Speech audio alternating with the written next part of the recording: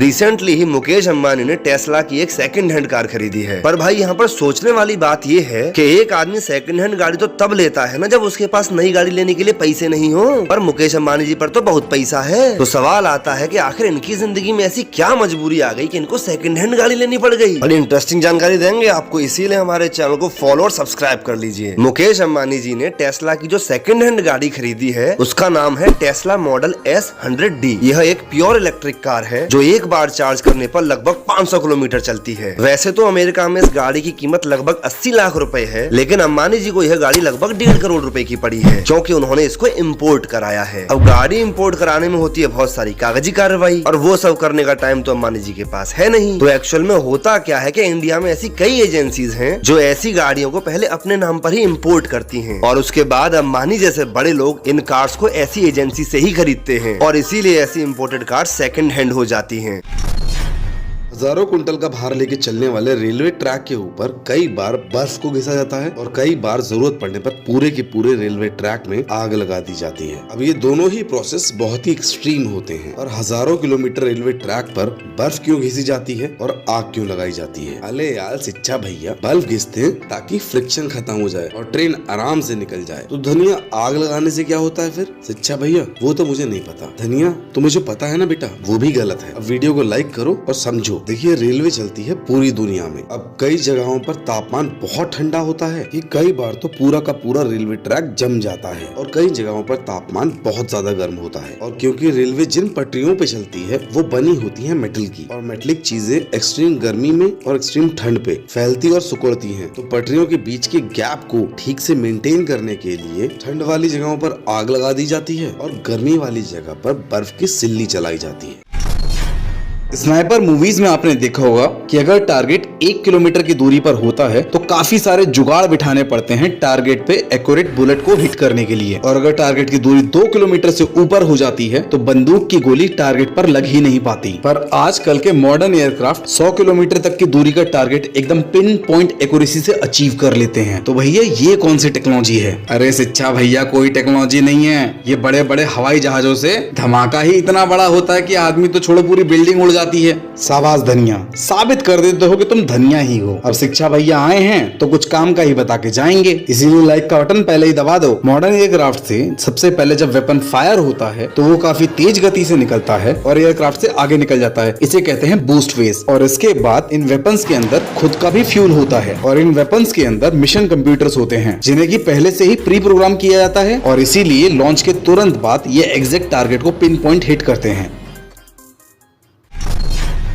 देखिए, सड़क बनाने के प्रोसीजर में कोलतार बिछाते हैं, उसके ऊपर से बजरी फैलाते हैं और उसके ऊपर से रोड रोलर निकाल देते हैं। पर ये जो कई 100 किलोमीटर रेलवे की पटरियां होती हैं ये कैसे बिछाई जाती हैं? और सड़कों के बीच में अगर वैसे कोई गड्ढा आ गया तो पहले तो ये लोग भरवाते नहीं है। जब गड्ढा खाई में बदल जाता है तब जाके उस गड्ढे को भरवाया जाता है और ये करना भी कोई मुश्किल काम नहीं होता। पर रेलवे ट्रैक पर अगर छोटा सा भी ब्रेकेज आ गया तो चचा गाड़ी तो चली जाएगी खेत में। तो रेलवे इस बात को कैसे मेंटेन करती है कि भाई 1 इंच का गैप नहीं आ पाता? कुछ बेहतरीन से बताएंगे, प्लीज वीडियो को लाइक करके हमें सब्सक्राइब कर लीजिए। रेलवे की लंबी लंबी पटरियों को जोड़ने का जो प्रोसेस होता है वो काफी अलग होता है क्योंकि इन पटरियों को हजारों कुंटल का लोड लेके चलना पड़ता है। पटरियों को पहले क्लैंप किया जाता है, उसके चारों तरफ रेता या बालू भरा जाता है, उसके अंदर वेल्डिंग मटेरियल डालकर इसके अंदर बारूद भर दिया जाता है क्योंकि बहुत सारे मटेरियल को पिघलाकर इस गैप के अंदर डालना होता है। पटरी पर गैप आने में भी इसी प्रोसेस को यूज करते हैं।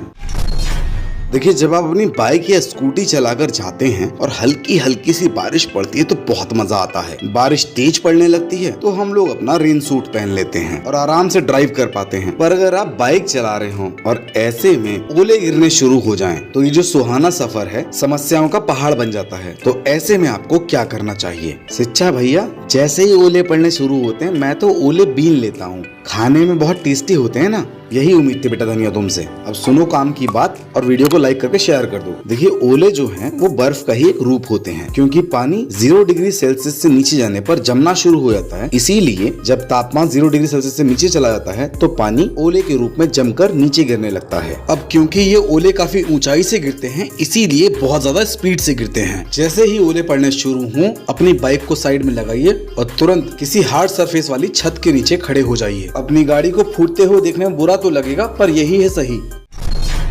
ठंड के मौसम में सड़क पर चाय पकौड़ी के साथ एक चीज और जो बहुत ज्यादा दिखाई देती है वो है कोहरा। और ये कोहरा कई बार इतना ज्यादा पड़ता है कि इंसान को 5 मीटर दूर रखी चीज दिखाई नहीं देती और ऐसे में सड़क पर बाइक या गाड़ी का चलाना बहुत मुश्किल होता है। तो कोहरा पड़ने पर आप अपनी गाड़ी सड़क पर कैसे चलाएंगे? अरे सच्चा भैया, काहे जाएंगे सड़क पर? वर्क फ्रॉम होम करेंगे। अब धन्य देखो तुम हो बेटा IT में, पर पूरी दुनिया को थोड़ी ना वर्क फ्रॉम होम मिलता है, कई लोगों को तो जाना ही पड़ता है ना। कुछ समझदारी की बात सुनो और वीडियो को लाइक कर दो। सबसे पहले तो कोहरे में ड्राइव करते हुए अपने सेफ्टी गियर जरूर पहन लें। अपनी गाड़ी की हेडलाइट और पार्किंग लाइट दोनों जला लें। कोहरे के समय में जॉन अब्राहम बन के धूम मचाने की बिल्कुल जरूरत नहीं है। गाड़ी को धीरे धीरे चलाएं और हो सके तो एक बड़ी गाड़ी के पीछे अपनी गाड़ी लगा लें, वो भी कम से कम 30 मीटर की दूरी पर, ताकि सामने वाली गाड़ी ब्रेक मारे तो आप भी अपनी गाड़ी की ब्रेक मार पाएं। और अगर 10 मीटर से ज्यादा दूर की चीज ना दिखाई दे रही हो सके तो घर में ही बैठे, जान है तो जहान है।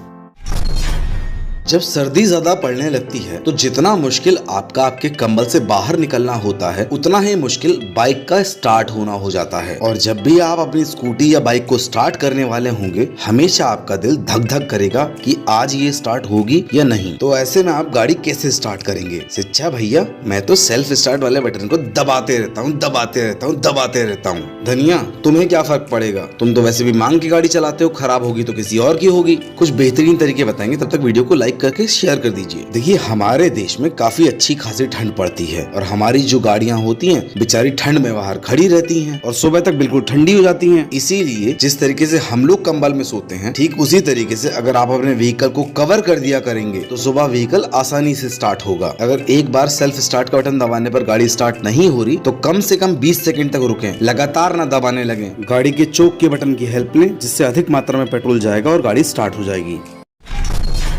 जब भी आपने इंस्टाग्राम, यूट्यूब या किसी थ्रिलर मूवी में कोई सीसीटीवी कैमरा की फुटेज देखी होगी तो एक चीज जरूर नोटिस की होगी कि सीसीटीवी कैमरा की वीडियो की क्वालिटी बहुत ही खराब होती है। पर भैया, आजकल तो टेक्नोलॉजी इतनी एडवांस हो चुकी है कि लोग धरती पे खड़े होकर मोबाइल से चांद का फोटो खींच लेते हैं और रिकॉर्डिंग करते हैं 4K में। तो सवाल आता है कि कैमरा टेक्नोलॉजी में इतने एडवांसमेंट के बावजूद भी सीसीटीवी कैमरा की फुटेज इतनी घटिया क्यों होती है? अरे शिक्षा भैया, अगर सीसीटीवी कैमरा में 4K की रिकॉर्डिंग देने लग गए ना तो ये चौराहे पर जितने भी सीसीटीवी कैमरा लगे ना, सारे चोरी हो जाएंगे गली। अरे तू रुक जा धनिया, बड़ी गजब की इन्फॉर्मेशन देंगे आपको इस वीडियो में, इसीलिए हमारे चैनल को फॉलो और सब्सक्राइब कर लीजिए। देखिए, ऐसा तो है नहीं कि सीसीटीवी कैमरा सिर्फ 5-10 मिनट की वीडियो ही रिकॉर्ड करके रखता है। जनरली इनका सिस्टम 7 से 15 दिन तक की रिकॉर्डिंग को स्टोर करके रखता है, जिसके लिए चाहिए होता है बहुत ज्यादा स्टोरेज। तो अगर सीसीटीवी कैमरा की वीडियो क्वालिटी को अच्छा कर दिया जाएगा तो उनकी रिकॉर्डिंग्स को स्टोर करना बहुत मुश्किल हो जाएगा, इसीलिए इनकी क्वालिटी पुअर रखी जाती है। हो सकता है आपके बचपन में आपने कोई बहुत अच्छा काम किया हो तो आपके पापा मम्मी ने आपको गिफ्ट दिया हो, जैसे कि बचपन में टॉप करने पर साइकिल मिलती थी। पर क्या किसी को अच्छा प्रदर्शन करने पर रोल्स रॉयस की कार मिल सकती है? और वो भी तब जब आपके बेहतरीन प्रदर्शन से आपने सामने मेसी की फुटबॉल टीम को हरा दिया हो। सऊदी अरब के प्रिंस ने जब सऊदी की टीम ने अर्जेंटीना को फुटबॉल में हराया तो अगले दिन पूरे देश में छुट्टी दे दी और ऐसे में लोगों ने यह अनाउंसमेंट किया कि प्रिंस हर फुटबॉल खिलाड़ी को 10 करोड़ की एक रोल्स रॉयस दे रहे हैं। सऊदी के प्रिंस ने इस बात को नकार दिया है, जबकि उनके लिए ये चिल्लर के समान है। कुछ बेहतरीन सा बताएंगे? प्लीज वीडियो को लाइक कर दीजिए। अब सऊदी के प्रिंस के लिए 15-20 कारों का बांट देना बहुत ही आम बात है। अब एक बहुत बड़े वर्ग ने ये बात कही कि भाई अभी सीरीज पूरी नहीं हुई है, अगर बीच में ही इस तरह की गिफ्ट्स मिलेंगे तो ऐसे में फुटबॉल खिलाड़ियों का ध्यान चला जाएगा रोल्स रॉयस के ऊपर और वो उतना अच्छा परफॉर्म नहीं कर पाएंगे और इस ज्ञान के चक्कर में इन सबको रोल्स रॉयस मिलते मिलते रह गई। क्या वर्ल्ड कप खत्म होने पर इन्हें रोल्स रॉयस मिलेगी? आपने नेट पर सर्फिंग करते हुए अक्सर ऐसे एड्स देखे होंगे जिनमें लिखा होता है कि अगर आपके पास 1 रुपए का ये वाला नोट है या 5 रुपए का ये वाला नोट है तो आप इनके बदले 5 लाख रुपए या 10 लाख रुपए कमा सकते हैं। तो अब सवाल आता है कि आखिर ये कौन लोग हैं जो आपको 1 रुपए के बदले में 5 लाख रुपए देना चाहते हैं, और क्या आप सच में कोई सिक्का या नोट बेचकर इतने पैसे कमा सकते हैं? देखिए, बड़ी इंटरेस्टिंग जानकारी देंगे, इसीलिए चैनल को फॉलो और सब्सक्राइब कर लीजिएगा। देखिए भाई, कुछ लोगों का शौक होता है नोट, सिक्के या एंटिक्स को कलेक्ट करना। तो यही वो शौकीन लोग होते हैं जो आपसे सिक्के या नोट को खरीदते हैं। लेकिन अगर आपको कोई आदमी 5-10 रुपए के सिक्के के बदले 5 लाख रुपए देने को तैयार है तो वहाँ सावधान हो जाइए, क्योंकि ऐसे लोग आपको बोलते हैं कि आप अपनी अकाउंट डिटेल दे दीजिए, मैं आपको एडवांस दे देता हूँ। और जैसे ही आप अपने अकाउंट डिटेल्स देते हैं, आपके अकाउंट को हैक करके साफ कर लिया जाता है। एक्चुअली में इन नोटों की और सिक्कों की कीमत लाखों में नहीं बल्कि कुछ हजार रुपए में ही होती है। तो अगर आप भी ऐसा एंटीक सिक्का या नोट खरीदना चाहते हैं ऑथेंटिक तरीके से, तो न्यूमिस्कार्ट ऐप से जाके खरीदिए, डिस्क्रिप्शन में लिंक भी दी है।